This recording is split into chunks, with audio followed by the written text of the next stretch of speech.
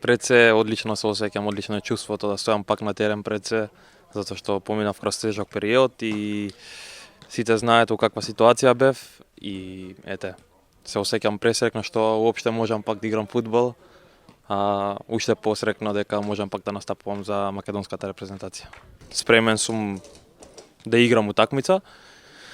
Моето кондицијско ниво е доволно спремно за да одиграм еден надпревар и тоа не е долго така, но во последниве 2 недели, да речем, официјално смеам више да играм и да настапувам и сум на добар пат да земам што поише минути во клубот. Играв 2 утакмици за вториот тим и се осеќав одлично, така да од сега па навака би требало да играм и за првиот тим, нормално во клубот и пресреќен сум, како што кажав, нормално што сум дел од тимот, ако добијам минутажа тука супер, ако не пак супер, пак сум дел од тимот.